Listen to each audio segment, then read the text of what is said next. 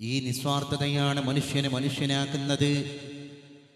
ആ നിസ്വാർത്ഥതയാണ് മനുഷ്യന്റെ അസ്തിത്വത്തെ കൊണ്ട് പഠിപ്പിക്കുന്നത്.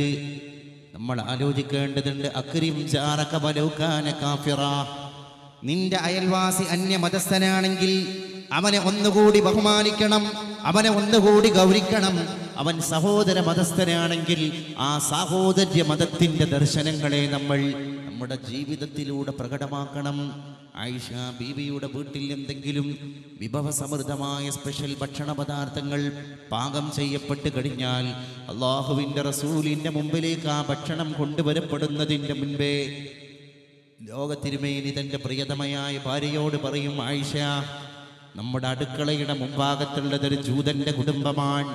ആ ജൂതൻ്റെ കുടുംബമാണ് നമ്മുടെ അയൽപ്പക്കക്കാരെങ്കിൽ നമ്മുടെ അയൽപ്പക്കക്കാരന് നമ്മുടെ വിഭവസമൃദ്ധമായ ഭക്ഷണത്തിൻ്റെ ഒരു ഭാഗതയും കുറിക്കാൻ ഞാനും നീയും ബാധ്യസ്ഥരാണ്.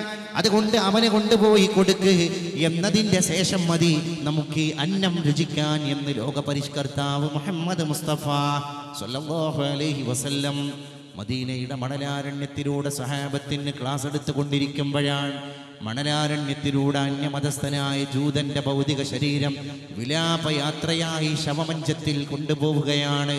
ആ യാത്രാവേളയിൽ ഇരുന്നു കൊണ്ട് ക്ലാസ് കേട്ടുകൊണ്ടിരിക്കുന്ന സഹാബത്തിനോട് പരിശുദ്ധ റസൂൽ സല്ലല്ലാഹു അലൈഹി വസല്ലം പറഞ്ഞു കൊടുക്കുകയാണ്, സഹാബ, നിങ്ങൾ എണീറ്റ് നിൽക്കണം.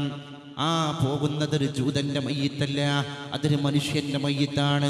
സ്വഹാബ ചോദിക്കാൻ ആഗ്രഹിച്ചു പോയി, അതൊരു ജൂതന്റെ ഭൗതിക ശരീരമല്ലയോ റസൂലേ, എന്തിനാണ് നമ്മൾ എണീറ്റ് നിൽക്കുന്നത് എന്ന് ചോദിച്ചപ്പോൾ അവരെ തിരുത്താൻ മുന്നോട്ട് വന്ന പരിശുദ്ധ മുഹമ്മദ് മുസ്തഫ സ്വല്ലല്ലാഹു അലൈഹി വസല്ലം അല്ലാഹുവിൻ്റെ റസൂൽ സ്വഹാബത്തിനോട് പറയുകയാണ്, ആ വിലാപയാത്രയായി കൊണ്ടുപോകപ്പെടുന്ന ശവമഞ്ചത്തിൽ കിടക്കുന്നത് ഒരു ജൂതനാണ് എന്നഭിപ്രായപ്പെടാൻ നിങ്ങളിൽ വർഗീയതയുടെ, വംശീയതയുടെ, മതത്തിന്റെ പരസ്പരാതിർത്തികളെ നിങ്ങൾ രണ്ടിനെയും രണ്ടായി തരം തിരിച്ചത് കൊണ്ടാണ് നിങ്ങൾക്ക് അങ്ങനെ കാണാൻ കഴിഞ്ഞത്. ഞാൻ ആ ശവമഞ്ചത്തിൽ ദർശിക്കുന്നത് ഒരു മനുഷ്യന്റെ ഭൗതിക ശരീരമാണ്.